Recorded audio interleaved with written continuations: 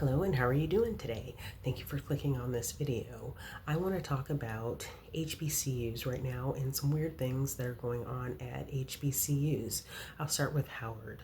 Now, Howard University, they had hundreds of students just drop from enrollment shortly before the move-in date for school. So I find that to be very strange. I still have not heard an explanation from Howard about this.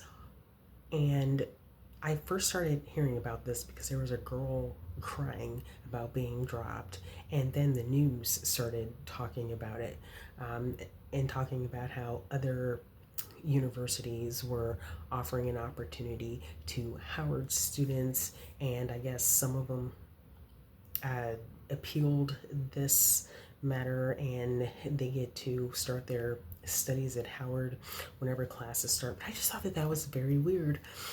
And it seems like every year in late summer, there is some, for the last few years, there's some drama involving Howard. Last year, there was a problem with move-in. The year before that, there was a problem with the accommodations not being up to par and being moldy, and pretty much the claim was that the dorms were uninhabited. And so this became a news event, and then it got resolved, and then they said the resolution was going to be kept private. I don't like that. I feel like if this is going to be made a public issue, the resolution needs to be made public as well. So I just think that that is just very, very strange. Let's move on to Tuskegee. Tuskegee University in Alabama, they implemented a dress code, and the dress code says no bonnets, no do-rags. Now, this whole issue about bonnets at this point is it's almost just like a social media dog whistle. So it's almost like, blood in the water for sharks to circle. So they implemented a dress code that said no bonnets, no do-rags, no revealing clothing. I don't know exactly what people were wearing that made them implement this rule about revealing clothing. But it's strange to me that this was put in the public. Now, I have no affiliation with Tuskegee. I actually have been there once, but I mean, I don't consider that an affiliation with the school. So it's like, why do I know about this? Like, why is this trending on social media? Like, this is ridiculous. This is not my business. And I do remember from my experiences with higher education, there's usually some sort of career center or something that just kind of preps people for the working world and just kind of gives people some advice on, interviewing and stuff like that. And so it seems to me like this is a conversation that could be had with individuals one-on-one instead of it being just like a social media trending topic. It's very, very strange. And it also makes me wonder, like, why is this always a priority?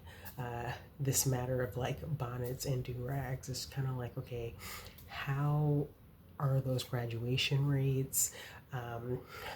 How are the graduates performing in the workforce? Are they finding fulfilling opportunities afterwards? It's very strange. Now, I mean, I think that the so-called outrage over bonnets is ridiculous. I also think the defense of bonnets and do-rags is equally ridiculous. I'm not here defending bonnets and do-rags. I just think that it's just ridiculous and silly just overall, for a well-known university to even be talking about this. So yeah, there's that. I mean, it's like, okay, was it that bad?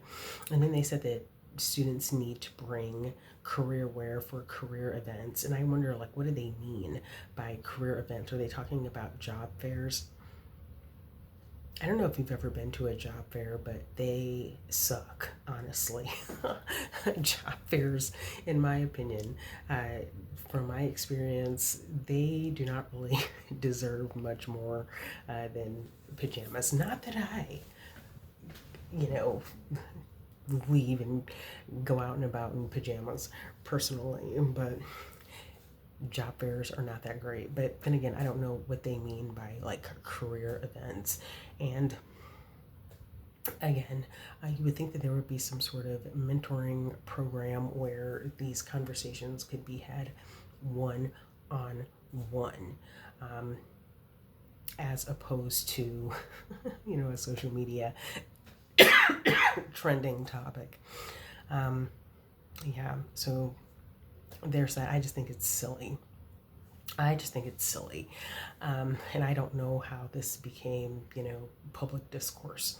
But moving on, and this one is the most interesting because I do feel like this is a matter of public discourse. Fisk University in Nashville, Tennessee is proposing, supposedly the president, I'm sure she has, she's in cahoots with other people, but putting a data center on campus, and that would be revenue for Fisk University in the future. And now, Fisk University has been around for a very, very long time. They have a very interesting history. Why do they need a data center for revenue? I mean, they haven't needed one so far. Now, again, I've been to Fisk University when I was in high school. I went on a black college tour. I did not attend a black college. I grew up in the state of Michigan, which doesn't have any HBCUs. HBCUs are mostly Southern. The closest one to where I grew up, I believe, was Wilberforce in Ohio. But, as far as continuing education is concerned, unless you're extremely wealthy, I believe in just taking advantage of the opportunities that are nearby and accessible. That's just my personal opinion. But I did go to a black college tour in the early 90s when I was in high school. The church that I attended growing up put that together. So I have been to Fisk, I have been to Tuskegee, and I will say this about Fisk. The the campus is, now this was in the 90s, it was a little bit run down. So I mean, I could tell back then as a teenager that they were kind of struggling with funding. But do they need a data center is kind of like, man, are they just gonna sell out like that? And then the other thing that I kind of question, I mean, this is a academic center, so people need to study. They say that data centers make a lot of noise, so I just feel like that could be a problem. And also, there are dorms on campus, so I mean, that would be a problem too, just the noise. And they're in Nashville, so they are in a city, in a major, metro area, so that's kind of questionable. And hopefully it won't work out, honestly. Hopefully Fisk will just keep plugging away, and hopefully they will find some good funding, and hopefully maybe the enrollment will go up and they don't have to rely on a data center. So yeah, all that stuff is weird. All of that stuff is questionable. I remember when Trump was president before, in the first time, people were fond of saying Trump is doing a lot for the blacks.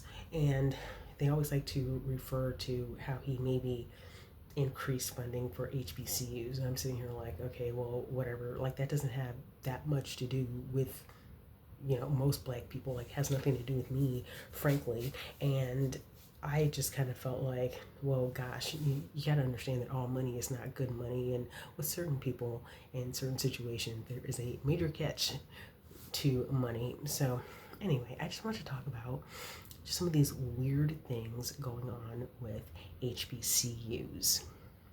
Just something to think about. Anyway, thanks for watching. Bye.